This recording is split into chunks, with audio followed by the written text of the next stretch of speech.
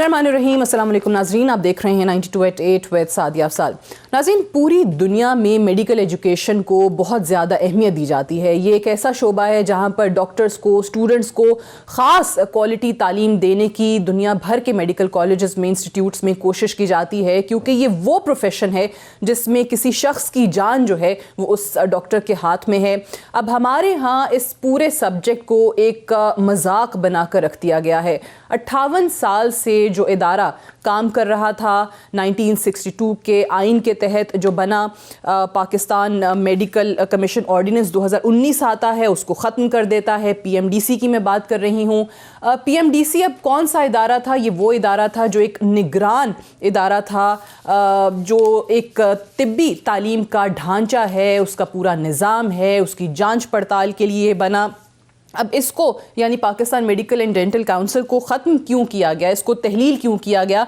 एक सदारती ऑर्डिनेंस आता है और लोग कहते हैं कि इसमें ज़ाहिर है जो नए मुशीर सेहत हैं डॉक्टर ज़फ़र मिर्ज़ा साहब, उनका बड़ा अमल दखल है, उनका बड़ा इसमें इनपुट रहा है। 19 अक्टूबर 2019 को सदर पाकिस्तान डॉक्टर आरिफ अलवी साहब के दस्तखत के साथ ये जारी किया जाता है और इस ऑर्डिनेंस के तहत ये बताया जाता है कि पीएमडीसी तहलील हो जाएगा। जितने भी इस इदारे के मुलाजमीन हैं, 222 के करीब मुलाजमीन, जो फिगर हमारे सामने आया है, उनको जो है मुलाजमत से बरतरफ कर दिया गया और इसको रिप्लेस किया गया पाकिस्तान मेडिकल कमीशन से, पीएमसी से। अब इसकी ज़रूरत क्यों महसूस हुई? डॉक्टर ज़फ़र मिर्ज़ा साहब ने इसके हक़ में, पीएमसी के हक़ में दलाइल भी दिए और कहा कि इससे बड़ा ज़बरदस्त काम हो जाएगा मेडिकल कॉलेजेस के लिए और स्टूडेंट्स को भी बहुत फ़ायदा होगा। लेकिन जो असल स्टेक होल्डर्स हैं, जो पीएमडीसी में काम करते रहे हैं, जो डायरेक्ट इस चीज़ से जो अफेक्ट होते हैं, उनका एक डिफरेंट व्यू जो है वो हमारे सामने आता है। वो कहते हैं कि हुकूमत को चाहिए था कि 58 बरस से जो इदारा चल रहा था उसी को बेहतर करने के लिए, उसी को मज़ीद स्ट्रॉन्ग करने के लिए, मुस्तहकम करने के लिए कोशिशें की जाती, ना कि एक नए इदारे से इसको रिप्लेस कर दिया जाता। और अब ये मामला कहाँ तक पहुँचा कि इस्लामाबाद हाई कोर्ट में जो साबिक रजिस्ट्रार हैं पीएमडीसी के, ब्रिगेडियर रिटायर्ड हफीज़ुद्दीन साहब, वो और दीगर बरतरफ मुलाजमीन जो हैं वो इस सदारती ऑर्डिनेंस के और पीएमसी के क़याम के ख़िलाफ़ एक दरख्वास्त लेकर जाते हैं और ये दरख्वास्त की समाअत हुई। हाई कोर्ट के जस्टिस मोहसिन अख्तर कियानी साहब पर मुश्तमिल ये एक रुकनी बेंच था।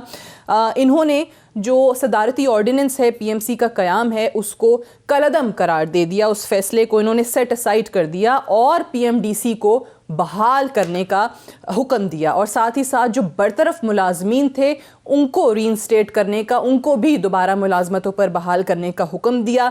लेकिन पीएमडीसी के जो दफातर हैं, जो दफ्तर, उनकी बिल्डिंग है, वो अभी तक बंद है, उसको सील कर दिया गया। अब इस हुक्म के आने के बाद भी उस बिल्डिंग को नहीं खोला जा रहा है।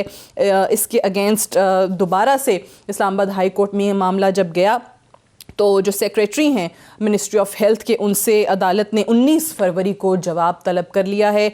आखिर इस मामले को इतना गैर संजीदगी के साथ क्यों लिया जा रहा है? जो भी हुकूमत आती है वो कहीं ना कहीं पीएमडीसी को दबाने के चक्कर में रहती है, बजाय इसके कि इसको बेहतर किया जाए और क्वालिटी एजुकेशन की तरफ जाया जाए, इसको अच्छे तरीके से जो इसका काम है रेगुलेट करना वो किया जाए।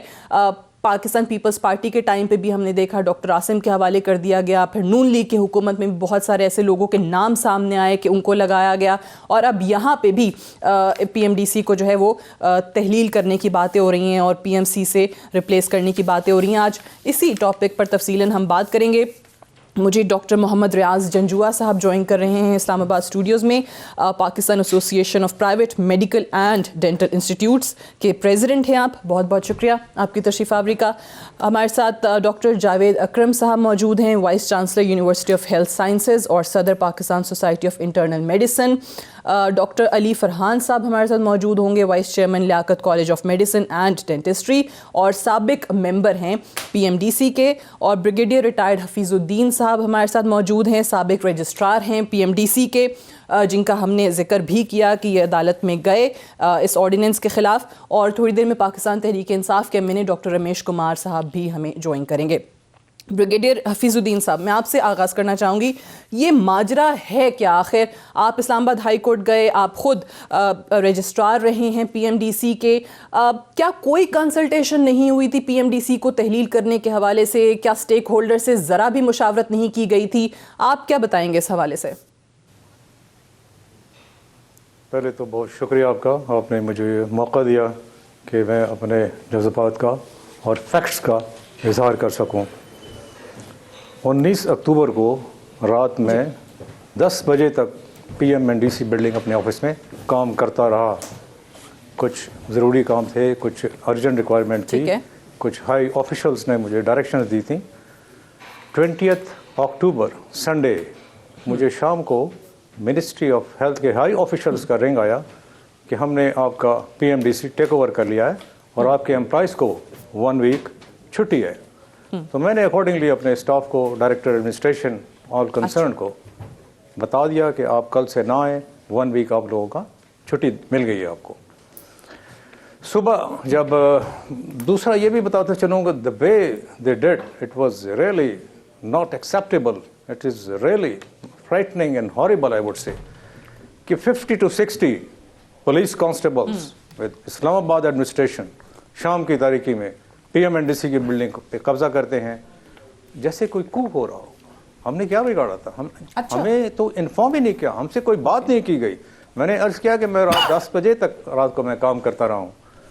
एनी हाउ नेक्स्ट मॉर्निंग जब मंडे को मैं गया अपने एम्प्लॉयज़ के साथ, तो it was again a terrible scene. मैंने देखा कि मेरे बहुत से एम्प्लॉयज़ तो रो रहे थे बुरी तरह। मैंने कहा क्या हुआ, खैरियत है? कहते हैं सर वो ऑर्डिनेंस की कॉपी मिल गई है, उसके तहत हम तमाम मुलाजमीन को फारिग कर दिया गया। दैट वाज वेरी फारिग कर दिया, ठीक है, टू मी एज वेल, कि मुझे तो ये बताया नहीं गया। मुझे तो कहा गया था कि 1 हफ्ते की छुट्टी है आपकी। बट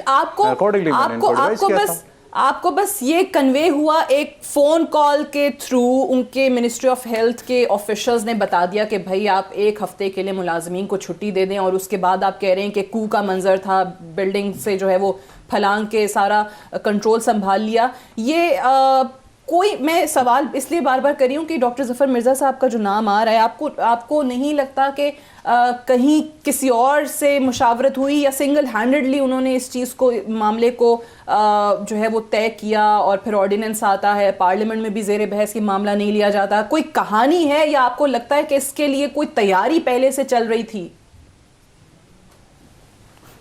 डेफिनेटली तैयारी चल रही होगी, लेकिन हमें डार्क में रखा गया, हमसे बिल्कुल मुशावरत नहीं गई, हत्ता के कोई इंडिकेशन भी नहीं दी गई। तो जो वेस्टेड इंटरेस्ट जिनका है, ये तो वही बेहतर बता सकते हैं।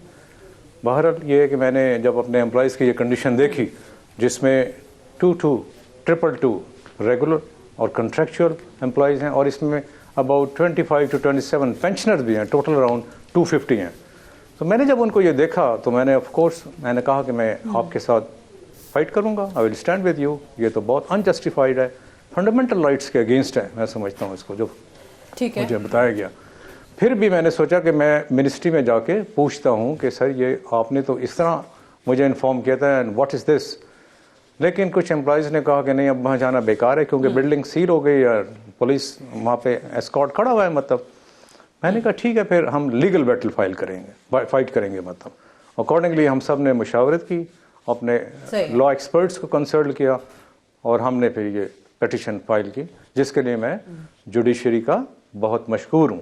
और साथ साथ मैं आपको ये भी बताता चलूँ कि हमने बहुत, ठीक है, लेकिन अभी तक भी उनका जो ऑर्डर है उस पर अमल नहीं किया गया। सबसे हमने बात की, बिल्डिंग नहीं खोली गई, एम्प्लॉयज वापस नहीं आए,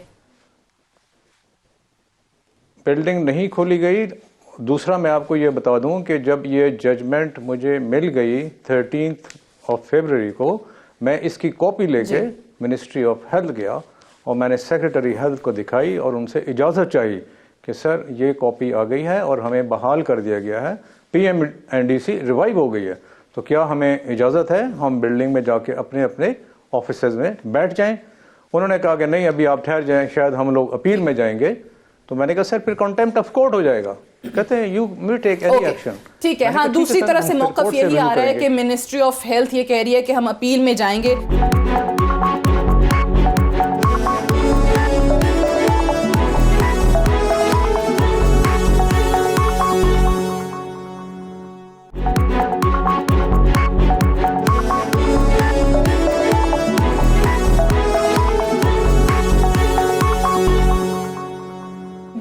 साहब स्टे विद अस, मैं बाकी शुरका का भी इस पे मौक़िफ़ लेके फिर दोबारा आपकी तरफ आती हूँ। डॉक्टर रमेश ने हमें ज्वाइन किया है। डॉक्टर साहब ज़रा ये हुकूमती मौक़िफ़ तो आप ही दे सकेंगे कि क्या वजह है कि इतने सारे स्टेक होल्डर्स को कंसल्ट किए बगैर सिंगल हैंडेडली फैसला किया जाता है।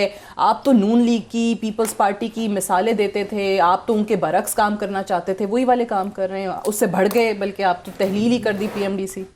देखिए, पीएमडीसी के हवाले से हमने तो काफ़ी काम किया। लास्ट गवर्नमेंट में 5 साल जो मेरा था, और मैं खुद हेल्थ कमेटी का मेंबर रहा, एक्टिव मेंबर रहा, और हमें भी बहुत ज़्यादा ग्रीवेंसेस थे पीएमडीसी के ऊपर बहुत मरतबा। मगर साहिर अफजल तारड़ का भी अपना तरीक़ेकार होता था। उसको मैं बार बार ये कहता था कि आप स्टेक होल्डर्स को कॉन्फिडेंस में लें, और अच्छे जो लोग हैं प्राइवेट कॉलेज के भी, पब्लिक इंस्टीट्यूट के भी, उनको आप ले ऑन बोर्ड, इस बोर्ड को भी रिफॉर्म करें, उसको बेहतर तरीके से चलाएं। जहाँ पे ज़्यादा सैलरियाँ ली जा रही हैं, जहाँ पे अपनी बादशाही लेके काम कर रहे हैं, आप बैठ के उस मसले को, मगर उसका भी तरीक़ेकार गलत था, और इस वजह से पीएमडीसी माजी में भी रिजॉल्व इशू नहीं हुआ। मगर जब हमारी गवर्नमेंट के अंदर ये जब पीएमडीसी का ये इशू बना, तो मैं और असद उमर तो उसी दिन FATF की एक मीटिंग थी, वहाँ थे, और जैसे हम आए तो प्राइम मिनिस्टर साहब पीएमडीसी के हवाले से हमें ब्रीफिंग दे रहे थे कि पीएमडीसी का ये इशू है। प्राइम मिनिस्टर साहब स्पीच ही कर रहे थे, और मैंने उसी टाइम कहा, मैंने कहा सर आपकी स्पीच के बाद मैं इसके ऊपर बात करूँगा। अच्छा। मैंने फिर तफसीली इसके ऊपर उसी टाइम बात की ऑर्डिनेंस के टाइम पे कि पीएमडीसी गलत है, मगर ये जो आप पीएमसी लेके आ रहे हो ये और गलत है। एक गलती को मिटा के हमें दूसरी गलती को नहीं करना चाहिए।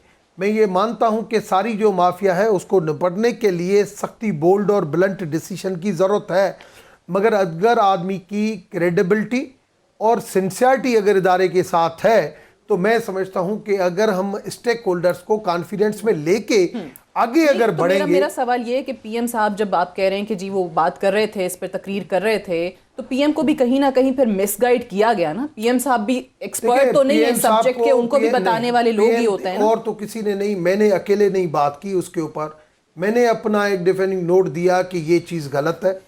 उसके बाद फिर मिर्ज़ा साहब ने बात की, और मिर्ज़ा साहब ने कहा कि नहीं ये है वो है, तो मैंने फिर भी कहा, मैंने कहा हमें जो हम इंडिया से हम जो मैच कर रहे हैं कि इंडिया में ये सिस्टम बना है, आज दुनिया के अंदर अमेरिका के बाद इंडिया रिसर्च में, मेडिकल में सेकंड नंबर बन गया है मुल्क दुनिया के अंदर। हमें इंडिया से मैच करने में अभी बहुत वक्त लगेगा। ठीक है। हमें कम से कम पहले पाकिस्तान को, जो दुनिया तो एशिया के और मुल्क फैसले है, की मुखालफत विद इन पीटीआई भी मौजूद है।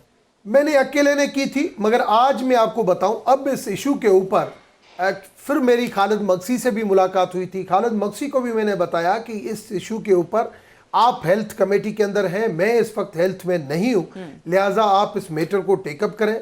फिर इन्होंने एक ज्वाइंट कमेटी बनाई जिसमें MNAs भी हैं, सेनेटर्स भी हैं, वो इस पीएमडीसी जो ऑर्डिनेंस है उसको रिव्यू कर रहे हैं कि इसको क्या करना चाहिए। मेरी 3 दिन पहले भी इस इशू के ऊपर डिस्कस, क्योंकि मैं खुद डॉक्टर हूं और खुद इस इशू से, लेकिन अभी आपकी वजारत सेहत तो इस फैसले के, जो इस्लामाबाद हाई कोर्ट का फैसला, नहीं, मैं नहीं समझता वजारत सेहत डॉक्टर ने जो पहले जो ब्लेंडर किया है, अब कम से कम दोबारा अगर रिव्यू में गए, हाई कोर्ट के डिसीजन नहीं जाना चाहिए आपकी नजर? नहीं, रिव्यू में जाएं, मगर उस रिव्यू में जाने के लिए आप मनोमन आप हाई कोर्ट के डिसीजन जो आया है कि पुरानी गलती को एज इट इज करें, आप नहीं, आप उसको भली करें, मगर उससे पहले इस ड्राफ्ट को, जो पीएमसी का ड्राफ्ट है, नहीं पीएमडीसी होनी चाहिए, नहीं पीएमसी होनी चाहिए, आप इसको इंटरनली लोगों के साथ बैठ के, समझदार लोगों के साथ बैठ के कंसेंसस के साथ ऐसी जगह पे पहुंचे क्योंकि जहां आपने पे जो बात की ना उसी को आगे होते बढ़ाते हुए डॉक्टर जंजुआ साहब की तरफ, फिर मैं डॉक्टर जावेद अकरम साहब की तरफ भी जाऊंगी। डॉक्टर साहब ये फरमाइएगा कि पीएमडीसी जिस तरह इन्होंने कहा क्यों गलत था, और पीएमसी का फैसला उससे बढ़ के गलत क्यों है? बिस्मिल्लाहिर्रहमानिर्रहीम, अस्सलातु वस्सलामु अलैका या रसूलल्लाह वसल्लम अलैका या Habibullah. Thank you very much, आपने मौका दिया। मेरी रिक्वेस्ट ये है कि क्योंकि मैं एक इंस्टीट्यूट को रिप्रेजेंट कर रहा हूँ, being president of federal chapter of पामी, I do not want to be a part of any conflict of two political parties. मैं बात करूँगा मेडिकल एजुकेशन पे, स्टूडेंट्स जो सफ़र कर रहे हैं वो, और जो हम मेडिकल एजुकेशनिस्ट जिस कर्व में मुब्तला हैं उसकी मैं बात करूँगा। देखें, इस वक्त 169 मेडिकल एंड डेंटल कॉलेजेस हैं पाकिस्तान में, जिसमें पब्लिक सेक्टर में 61 है और प्राइवेट सेक्टर में 108 हैं। This is excluding the new colleges that have been approved recently. अभी जो 14 हुए हैं जी। अब देखें, पहले हमें साकिब निसार साहब, chief justice of Pakistan, he called and he even chaired the meetings of PMDC, जो एक autonomous body है. सही है. But being a chief justice, who could ask him that you are chairing medical colleges के visits कर रहे होते थे.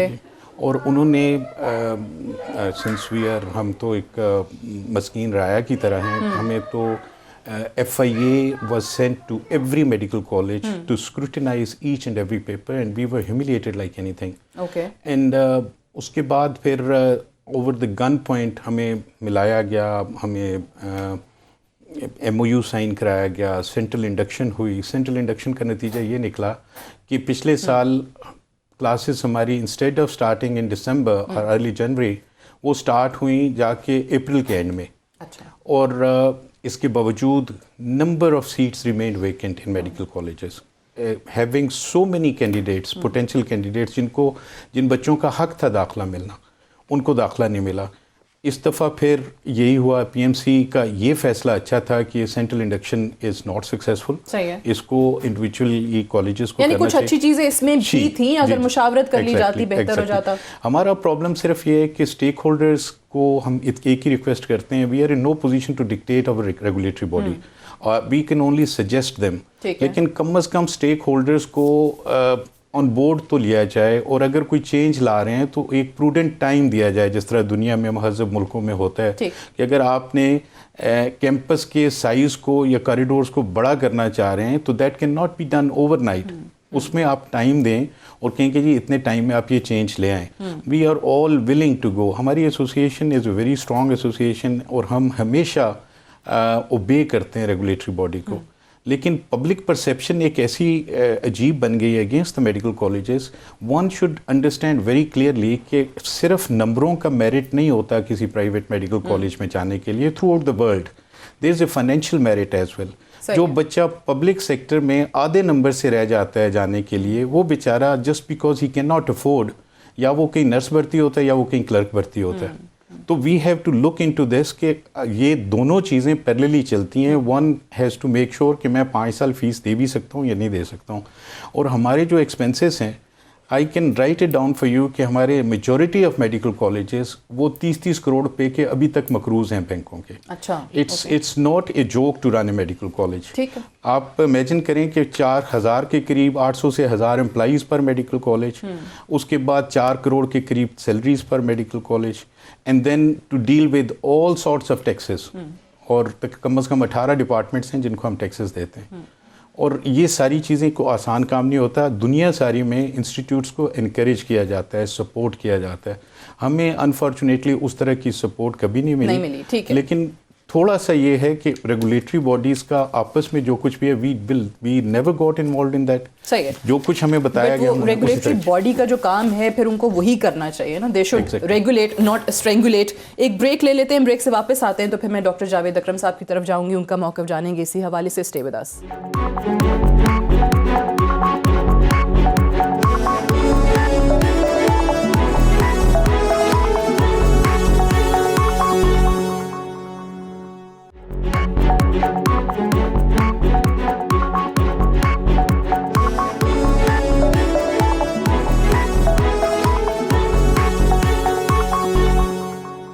वेलकम बैक प्रोग्राम में एक बार फिर से खुश आमदीद। डॉक्टर जावेद साहब, आपसे जानना चाहेंगे, ये जो बहस हम कर रहे हैं PMDC को जिस तरीके से तहलील करने का फ़ैसला किया गया, उसको रिप्लेस कर दिया PMC से, अब अदालत के जो फ़ैसला है वो तो सामने आ ही गया है, लेकिन आपको क्या लग रहा है कि क्या मुहर्रिकात हैं, क्या वजूहात हैं कि एक इंटरनेशनली रिकगनाइज्ड इदारे को ख़त्म करना, जिसका सर्टिफिकेट की वक़्त थी वो ख़त्म करना, फिर स्टेक होल्डर से मुशावरत ना करना, क्यों ये किया क्यों जा रहा है? इस मेडिकल के शोबे को, इस मेडिकल एजुकेशन के शोबे को इतना नॉन सीरियस क्यों लिया जा रहा है? देखें Sadia, thank you so much. सबसे पहले मैं आपसे ये कहूँगा कि दुनिया में जितने भी मुल्क तरक्की किए हैं और जो तरक्की पजीर भी हैं, वो कैसे मजबूत हुए? वो तब मजबूत हुए जब उनके अदारों को मजबूत किया गया। उनके अदारों में जब अच्छी रवायात डाली गई और उन रवायात को मुस्तकिल किया गया। देखें, अदारे ओवर दी ईयर्स बनते हैं, सेंचुरीज़ में बनते हैं। आधी सेंचुरी तो इसको भी बनाने में हो गई, जिस तरह का भी बना। मैं नहीं कहता ये परफेक्ट था। मैं इसका 3 दफ़ा 3 टेन्योर्स में as a principal, as vice chancellor, फिर एज ए वाइस चांसलर इसका हिस्सा रहा। मैंने 3 मेडिकल काउंसिल, जो यूके की मेडिकल काउंसिल है, जनरल मेडिकल काउंसिल, और अमेरिकन मेडिकल काउंसिल का हिस्सा रहा एज काउंसिल मेंबर्स। और देखें, मसला ये है कि इन अदारों को बिल्कुल ऑटोनमस होना चाहिए, ताकि इन पे किसी किस्म की इंटरफेरेंस, इनको तहलील करना तो दूर की बात है, कोई इनमें इंटरफेयर भी ना कर सके। और जहाँ भी दुनिया में we as doctors have to regulate ourselves. How can somebody else regulate us? मुझे ये नहीं समझ लगती। और इस अदारे ये फोर फ्रंट पे तब आया जब इसमें कॉन्फ्लिक्ट ऑफ इंटरेस्ट बेइंतहा आ गया। जब हमारे सिर्फ पब्लिक सेक्टर मेडिकल कॉलेजेस थे और प्राइवेट सेक्टर्स नहीं थे मेडिकल कॉलेजेस, इनकी तरफ देखता भी कोई नहीं था। पीएमडीसी को कोई बिल्डिंग नहीं था देता, कुछ भी नहीं। कॉन्फ्लिक्ट ऑफ इंटरेस्ट, आपके जितने पार्लियामेंट में स्टैंडिंग कमेटीज़ में मेंबर्स हैं, फॉर्चुनेटली और अनफॉर्चुनेटली उनके डायरेक्टली और इनडायरेक्टली वो एसोसिएटेड है medical colleges, private medical sector medical colleges के। तो ये इसलिए ये बहुत ज़्यादा एक सोचा गया, परसीव ये किया गया कि ये बहुत ज़्यादा एक लुक्रेटिव काम हो रहा है, या पता नहीं यहाँ क्या हो रहा है। मतलब हम तो इतना शर्मिंदा हैं इंटरनेशनल मेडिकल वर्ल्ड के कि देखें, हमारे बच्चे इस वक्त जो इंग्लैंड में जाते हैं वो मुझे फ़ोन कर रहे हैं, जो मेरी डिग्री लेके जाते हैं, कि जी जब आपके होम में, जब भी आपकी होम कंट्री जहाँ से ये डिग्री दी गई है, मेरी university is the largest public sector university, the largest stakeholder in that. मजाल है कि उन्होंने, किसी ने इसको करने या ना करने के वक्त, या पहले देखें, जो आप हिस्ट्री देखें, पहले पीएमडीसी थी प्योरली प्रोफेशनल्स की, हमारे जैसों की, वाइस चांसलर की, प्रिंसिपल्स की, जिनका 20-20, 40-40 साल का एक्सपीरियंस था। उसके बाद इसमें हमें निकाल दिया गया और इसमें मुख्तलिफ प्रोफेशन से लोग ले लिए गए। अब उनका एक लर्निंग कर्व है, वो बहुत इंटेलिजेंट होंगे, वो बहुत अच्छे लोग होंगे, मगर अगर मैं बार काउंसिल में मुझे डाल देंगे या इंजीनियरिंग काउंसिल में डाल दूंगा तो I will mess it up, ठीक है। और उसके बाद हमें बिल्कुल इससे आइसोलेट कर दिया गया और हमें कोई ज़रूरत भी नहीं थी इसको। एक रिटायर्ड जज का क्या काम है? एक रिटायर्ड जज का क्या काम है कि आप सदर बना दें, फिर वो सिविल सोसाइटी के नुमाइंदों को रख दिया जाए? बहुत ज़्यादा एक्सपीरियंस है। जावेद अकरम साहब हमारे लिए वो असासे हैं जो पाकिस्तान के अंदर जो रिसर्च है ना, ऐसे लोगों से रिसर्च, अब ऐसे लोग मैं जानता हूँ अच्छे तरीके से, हम इत्तेफाक से आज तक एक रिसर्च नहीं कर सके हैं। मैं आपकी कदर करता हूं, मैं तो समझता हूं कि माजी के अंदर भी थैंक यू रमेश भाई, मतलब लेकिन प्रॉब्लम ये है कि ये असासा क्या मैंने इंग्लैंड के लिए बनना है या अमेरिका के लिए? मैं सारे मुल्क छोड़ के आया हूं। सर मैं ये नहीं कह रहा कि पीएमडीसी वाज परफेक्ट, मैं कब कह रहा हूं, लेकिन विद ड्यू रिस्पेक्ट रमेश भाई, आपकी पार्लियामेंट में कोई गलती नहीं है, पार्लियामेंट में कोई गलती नहीं है, हमारे कोर्टों में कोई गलती नहीं है। ये जो असासे हैं उनको आप फिर वैल्यू भी करें, उनसे मुशावरत भी करें, उनसे फिर आप सीखें भी और उनसे रहनुमाई हासिल करते हुए इस शोबे को और स्टूडेंट्स के लिए बेहतरी करने की कोशिश करें। डॉक्टर अली, आपकी इस पे क्या राय है कि जो ऐसे इदारे को ऑटोनमी देनी चाहिए थी, ऑटोनमस होना चाहिए था, आप ज़्यादा खुद मुख्तारी की तरफ लेकर जाते, आप एक जो स्टैंडर्ड क्वालिटी एक एजुकेशन है उसको आप मेंटेन करने की बात करते, उसको बेहतर करने की बात करते, फैकल्टी जो है वो मौजूद हो, अच्छी फैकल्टी मौजूद हो, उनकी सैलरीज़ का मसला ना हो, उनको रिटेन किया जा सके, इन चीज़ों की तरफ क्यों नहीं मामलात गए कभी? Thank you very much Sadia कि आपने मुझे काबिल सब्जेक्ट कर लिया। मैं रियाज अजवा साहब, रमेश साहब, प्रोफेसर जावेद अकरम साहब और ब्रिगेडियर साहब की गुफ्तगू सुन रहा था।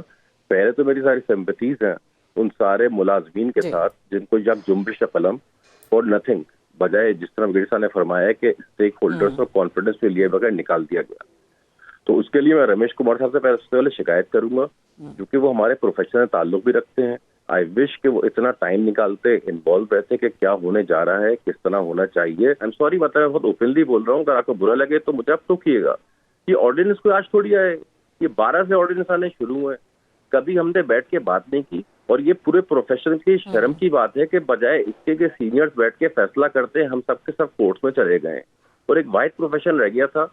और जो फैसले कोर्ट में हो रहे हैं, अब ये कोई अच्छी बात थोड़ी है। अच्छा, पिछले 5-6 साल के अंदर जो होता रहा वो कोई अच्छा नहीं हो रहा था।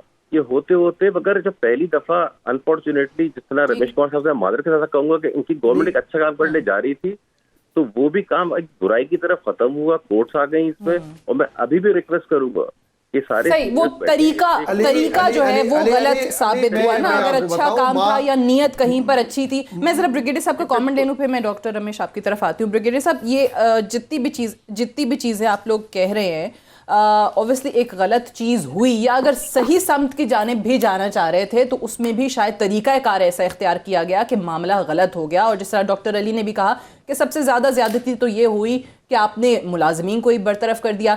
Now what is the way forward? तजावीज आपकी तरफ से क्या होंगी? मेरे तो पहली रिक्वेस्ट होगी कि सब तमाम मुलाजमीन को फ़ौरन रीइंस्टेट किया जाए और स्टेक होल्डर्स, सीनियर्स, हमारे वीसीज, प्रिंसिपल्स को बिठाया जाए, उनको ऑन बोर्ड किया जाए, उनसे मुशावरत की जाए। क्योंकि पीएमडीसी के मुलाजमीन को इस बेस पे निकाला था कि ये सारे करप्ट हैं, दे आर ऑल करप्ट। तो ये मैं पार्लियामेंटेरियंस यहाँ तशरीफ़ रखते हैं, मैं एक मुद्दबाना एक सवाल कर सकता हूँ कि पाकिस्तान के कौन से इदारे में रॉन्ग डूइंग्स नहीं हो रही? हर जगह अच्छे लोग भी हैं, बुरे लोग भी हैं। अगर इसमें कुछ ख़राब लोग हैं तो उनको पिन पॉइंट किया जाता, उनकी इंक्वायरीज की जाती, उनको चार्जशीट दी जाती, उसके बाद उनको रिमूव किया जाता। अब यहाँ कुछ विडोज़ में मेरे पास आती हैं, पेंशनर्स, कि हम मर गए, हमारे घर में खाने को नहीं है, हम बूढ़े माँ बाप भी हमारे साथ हैं, हमारे बच्चों के स्कूल की फ़ीसें हमारे पास नहीं है, हम जो रेंटेड हाउसेज में रहते हैं उसका किराया हमारे पास नहीं है, खुदारा सर कुछ कीजिए। पहले हम गए पार्लियामेंटेरियंस, रेस्पेक्टेबल सेनेटर्स, हमने बहुत कोशिश की, उनसे हम मिलते रहे, रिक्वेस्ट करते रहे। अभी एक साहब ने फरमाया कि कोर्ट में क्यों गए, कहाँ जाते, फिर किससे अपनी रिक्वेस्ट डालते? अल्टीमेटली फिर हमने ये इरादा किया कि लीगल बैटल फाइट करते हैं और कोर्ट में जाके अपनी रिक्वेस्ट करते हैं। तो अल्हम्दुलिल्लाह मैं कह रहा हूँ, जस्टिस साहब ने बड़ा अच्छा हमारे लिए एक डिसीजन दिया। और ये सिर्फ मुलाजमीन के लिए ही नहीं है, ये एक मेडिकल प्रोफेशन के लिए भी है, क्योंकि इस कमीशन में जो है इसमें, अच्छा, मुझे ब्रिगेडियर साहब एक सप्लीमेंट्री सवाल करने की इजाजत दीजिए। मेरी बात प्लीज सुन लीजिए। ये अगर ये ऑर्डिनेंस नहीं आता, इसमें इन मुलाजमीन को फारिग नहीं किया जाता, इस तरीके से बिल्डिंग को सील नहीं किया जाता, तो क्या फिर भी, और कंसल्टेशन होती बाकायदा थ्रू प्रॉपर चैनल और मुशावरत के बाद ये फैसला किया जाता, तो क्या ये पीएमसी के क़याम में ऐसी कोई चीज़ें इस ऑर्डिनेंस के अंदर अच्छी हैं जिससे मेडिकल प्रोफेशन को शायद फ़ायदा हो जाता? कुछ एक दो ऐसी चीज़ें अच्छी डाली गई? देखिए, there is always a room for improvement everywhere. बिल्कुल रिफॉर्म, कुछ अच्छी चीज़ें भी हैं, इसमें कोई शक नहीं है, इसमें कोई शक नहीं है। लेकिन हमारी काउंसिल एम्पावर्ड थी, काउंसिल चाहती जो चेंजेस करनी है, जो इम्प्रूवमेंट करनी है, जो रेगुलेशन नए लाने हैं, अकॉर्डिंगली मूव करते। मतलब this was not the way कि पूरे मुलाजमीन 250 को घर भेज दिया कि हम नया सेटअप लेकर आएंगे। पुराने तमाम रूल्स रेगुलेशन को रिपील कर दिया गया। अब सारे कोई रूल नहीं है, कोई रेगुलेशन नहीं है। ये किसके तहत इन्होंने 14 न्यू मेडिकल कॉलेजेस को प्रोविजनल रिकॉग्नाइज किया है? प्रोविजनल रिकॉग्निशन तो सुप्रीम कोर्ट ने मना किया था, इन्होंने वो भी वायलेट किया है। मेरा ख्याल है कि इसको इस तरह नहीं होना चाहिए था। और मैं यही समझता हूँ कि पीएमडीसी को रिवाइव करके मुलाजमीन को बिठाया जाए, काउंसिल आए, बॉडी बने, और जो चेंजेस, जो इम्प्रूवमेंट करनी है, we are for the improvement, we are for the reforms. हम उनके अगेंस्ट नहीं है बिल्कुल। ठीक है, मुझे आप जवाब दें, but I have to go for a break. मैं ब्रेक से वापस आके डॉक्टर साहब आपका जवाब लेती हूँ। Right after this short break, stay tuned.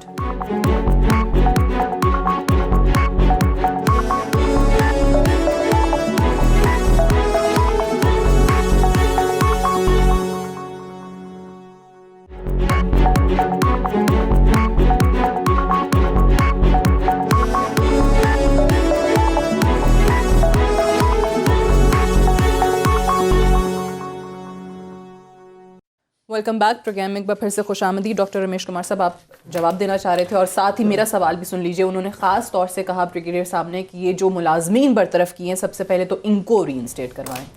देखिए, मुलाजमीन के हवाले से हाई कोर्ट का डिसीशन भी आया है। हुकूमत के पास चांस है कि वो उसको कानूनी तौर पे रिव्यू में भी जा सकते हैं, मगर मुलाजमीन हमारे पाकिस्तानी हैं। इन सारी चीज़ों को देखते हुए मेरी जो 6.5-7 साल मैंने जो पीएमडीसी को देखा है, मैंने जो इसके ऊपर वर्क काम किया है, माजी में भी चीफ जस्टिस साहब की इन्वॉल्वमेंट रही, मगर एक अपना सायरा अफजल तारड़, उसका डॉक्टरी से ताल्लुक़ भी नहीं था। मैं हमेशा कहता था right person for right job. उस वक्त भी चॉइस गलत थी और जिसकी वजह से माजी में भी पीएमडीसी का सॉल्यूशन नहीं निकला। अच्छा हुआ कि पीटीआई की हमारी गवर्नमेंट ने इसको रिफॉर्म करने का सोचा। माजी में रिफॉर्म होना चाहिए था, माजी में रिफॉर्म नहीं हुआ। अभी जो रिफॉर्म करने का सोचा तो उस रिफॉर्म करने का तरीक़ेकार गलत सेलेक्ट किया गया। अच्छा, सही। अभी आप भी ये मानते हैं कि गलत था? मैंने तो प्राइम मिनिस्टर को भी कहा, मैं आज भी कहता हूं कि वो गलत है। आज क्या होना चाहिए? आज जो ये चाहते हैं कि जो माफिया जिस तरीके से पीएमडीसी की पुरानी माफिया अपने तरीके से 200% तनख्वाहें बढ़ाई, 6-6 लाख 4.5 लाख जिस तरीके से तनख्वाहें लेके गए, आके दोबारा वो सिस्टम बहाल हो जाए, मैं उस भी चीज के फेवर में नहीं हूं। मैं समझता हूं कि पीएमडीसी असरे 9 जिस तरीके से आप कह रहे हैं कि डिमांड आती है वो नहीं हो, वो बिल्कुल वो तो मुश्किल से तो वो भी माफिया थी, वो भी माफिया थी, मगर उसके अंदर बहुत सारी अच्छी चीजें थी।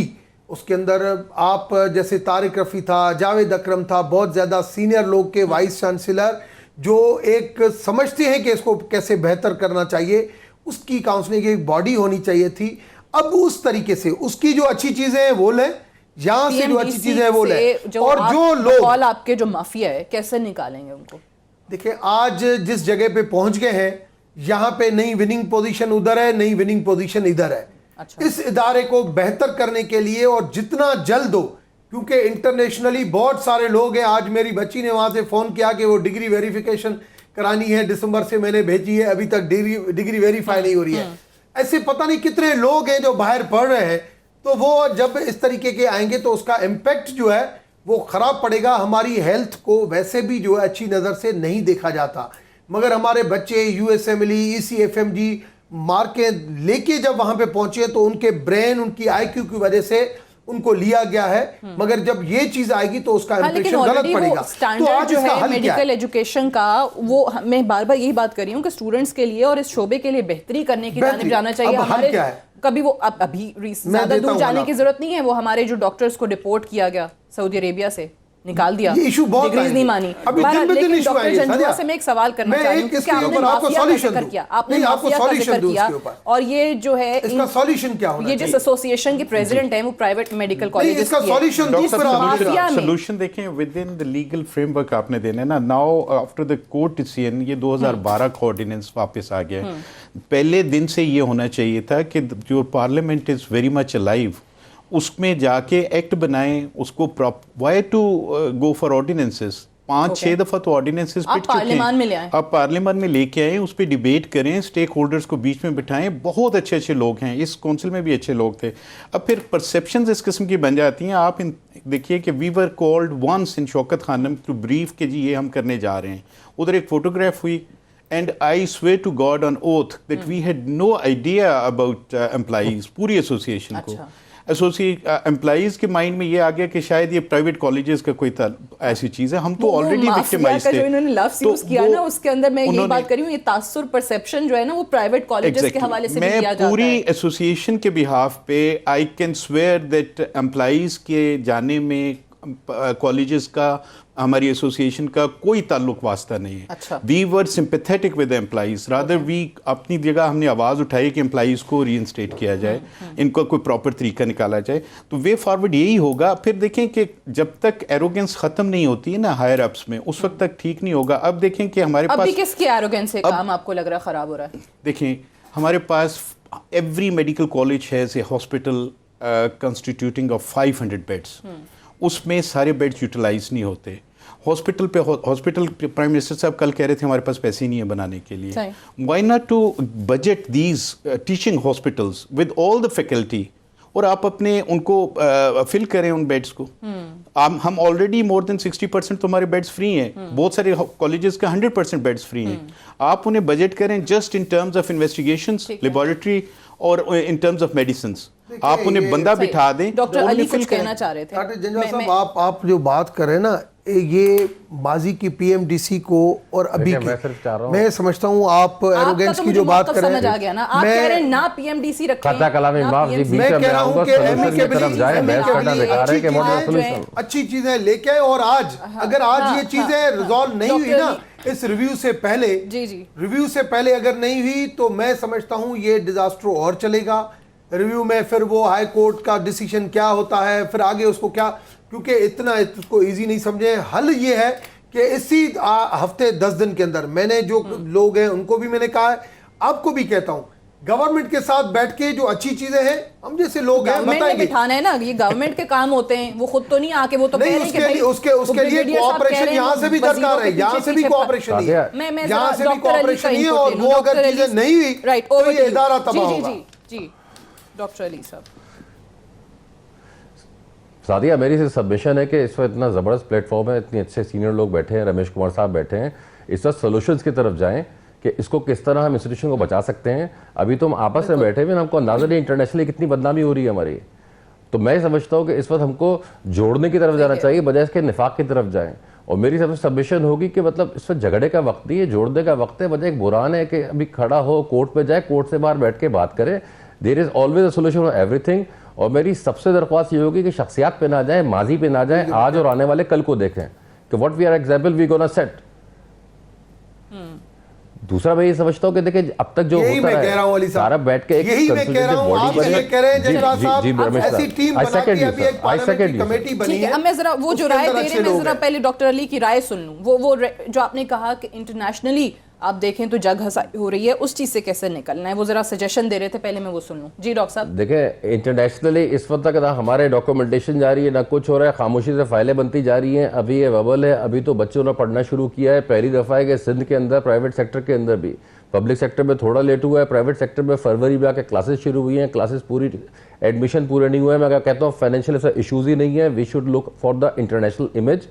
हमको अपनी परसेप्शन को, अपने आपस के झगड़ों को बंद रखना चाहिए बजाय कोर्ट के जाने के, क्योंकि बाहर ये 2023 में बैचेस निकलना शुरू होंगे। अभी तो जो हमारे पुराने डॉक्टर्स बैठे हुए हैं उनकी रिकग्निशन सबके इश्यूज हो रहे हैं, ये छोटे छोटे इश्यूज हैं, इन सबको अभी से करके आपस में कंसल्टेटिव बॉडी क्रिएट करके we should go for the solutions rather का I scratch your back you scratch mine. That is not a solution. मेरे सिर्फ ये सबमिशन है। ठीक है, ठीक है। डॉक्टर जावेद अकरम साहब की भी सजेशन मैं इसी हवाले से ले लूं कि उनकी नज़र में सोल्यूशन इस वक्त क्या है इस चीज़ का। देखें, एक तो ये बहुत अर्जेंटली रिक्वायर्ड सोल्यूशन है। इसकी वजह यह है कि पूरी दुनिया में जो हमारे पाकिस्तानी डॉक्टर्स हैं उनका पूरे का पूरा करियर स्टेक पे लग गया, बिकॉज़ वो वेरिफिकेशंस नहीं करा सकते। और ऐसा कभी दुनिया में नहीं हुआ, ये वाहिद मुल्क है जहाँ हुआ है कि आपकी रेगुलेटरी बॉडी डिसफंक्शनल है इतनी देर से, और आगे भी अभी इसका नियर फ्यूचर में। तो इसलिए एट द हाईएस्ट लेवल में भी प्राइम मिनिस्टर साहब के लेवल पे इसको फौरी तौर पे टेकअप करना चाहिए, और इसका हल कोर्टों में नहीं होना चाहिए। I totally agree.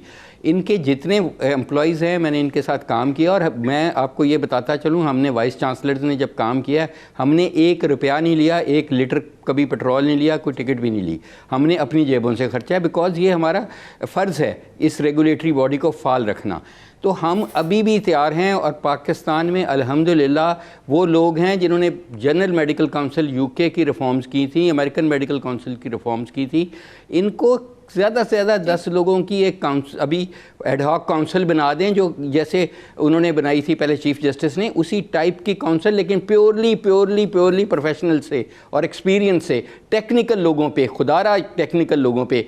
इसमें आप सिर्फ इनकी काउंसिल बना दें, आपके एम्प्लॉयज़ को आप फौरी तौर पे रिस्टोर करें, बिकॉज इनमें से 90% दे आर एसेट्स, 10% में be culprit. We will identify them, हमें आता है उनको आइडेंटिफाई करके उनको पनिश करना, और उन पे हम उसके चार्जेस पूरे फ्रेम करके, इंक्वायरी करा के, करप्शन प्रूव करके करेंगे, ताकि उनको ब्लैक लिस्ट करें।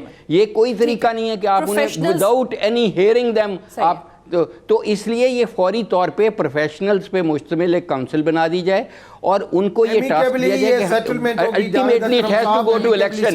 देखिए, ultimately it has to be an election. हमें अपने खुद इलेक्ट करनी है गवर्नमेंट के साथ। मैं आज ही अभी पीएम साहब को रात को मैसेज भी आपको हमें बिठाएं, हमें आज बिठा दें रमेश भाई, हम अभी आ जाएंगे आपके पास। ये बात तो सही है, हमें बिठाएं, हम कहाँ बाहर खड़े हो जाएं जाके वहाँ। ये भी हाई कोर्ट का आप हमारे लीडर हो, अगर आप हमारे लीडर हो, फॉरवर्ड चलना है तो आप डॉक्टर भी हो, इसके 2 तरीके, आप हमें बुलाओ, हम सब पहुंचते हैं। रमेश डॉक्टर साहब आप दो बुलाएं, हम इसके solutions 24 हैं, घंटे भी short नहीं term लगाएंगे, solution 10 मिनट में चाहिए हमें, Unfortunate और सही है, एक सही। लॉन्ग टर्म सोल्यूशन चाहिए। शॉर्ट टर्म में फौरी तौर पे जो बच्चे बेचारे बेआसरा बैठे हुए हैं, जो कि मेरिट पे मौजूद हैं और कॉलेजेस में सीट्स खाली हैं, उनको दाखिले नहीं मिल रहे। शॉर्ट टर्म सोल्यूशन ये है कि सीट्स फिल करें कॉलेजेस की, ठीक उन है। बच्चों को ठीक है। उनकी जिंदगियां तबाह ना हो। और ये मामला जो है लॉन्ग टर्म प्रोफेशनल्स के सोल्यूशन साथ ये है कि कंसल्टेशन देयर से शुड करें, बी और ए जिस तरह कहा गया परमानेंट कि एक्ट ऑफ PMDC को जो पाकिस्तान है, मेडिकल कमीशन और पाकिस्तान उसके मेडिकल बरतरफ मुलाजमी को Short बहाल term किया और long जाए term और ये रेगुलेटरी बॉडी को फाल किया जाए। रिफॉर्म्स की तरफ जाएं, जरूर जाएं, लेकिन इस तरीके से नहीं जाएं। I have to wind up here. तमाम मेहमानों का बहुत बहुत शुक्रिया। That's all for tonight. इजाजत दीजिए, खुदा हाफिज।